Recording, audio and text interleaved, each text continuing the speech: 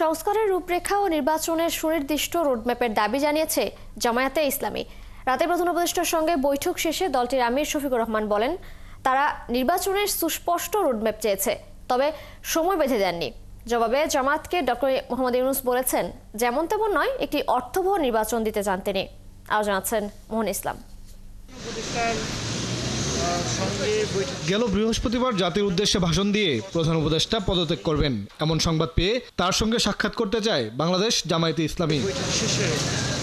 সেদিন দলটিকে সময় দিতে না পারলেও উদ্ভূত পরিস্থিতি নিয়ে আলোচনার জন্য শনিবার রাতে জামায়াতে ইসলামীকে আমন্ত্রণ জানান ডক্টর মোহাম্মদ ইউনূস।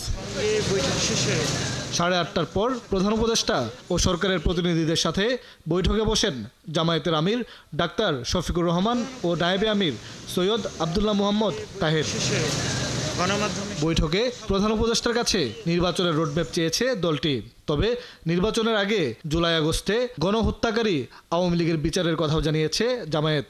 আমরা কোনো সময় বেঁধে দিইনি, আমরা কমফোর্টেবল দুইটা টাইম আপনাদের মাধ্যমে এই জাতিকে জানিয়েছি। যদি সংস্কার শেষ হয়ে যায় তাহলে ফেব্রুয়ারির মধ্যভাগে এটা হতে পারে, আর যদি সংস্কারের ভিতরে শেষ না হয় আর একটু সময় লাগে, এরপরেই যেহেতু রোজা শুরু হয়ে যাবে, রোজার পরপর হতে হবে, তারপরে এটাকে টেনে লম্বা করলে কোনো সুষ্ঠু নির্বাচন করা সম্ভব হবে না, আমাদের দেশের আবহাওয়া এটা এলাও করবে না। জবাবে প্রধান উপদেষ্টা জেনতেন নয়, অর্থবহ ও সুষ্ঠু নির্বাচন দেওয়ার কথা জামায়াতের আমিরকে জানান। আমি অবশ্যই অর্থবহ, সুষ্ঠু, স্বচ্ছ একটা নির্বাচন দিতে চাই, আমি যেন কোনো নির্বাচন দিতে চাই না।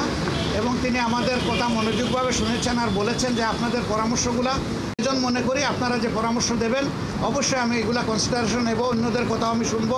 বৈঠকে সবাই একসঙ্গে দেশকে এগিয়ে নেওয়ার আলোচনা হয়েছে বলেও জানান জামায়াতের এই নেতা। তারপরে তিনি আশা করি তার একটা সিদ্ধান্ত। মোহন ইসলাম, ৭১, ঢাকা।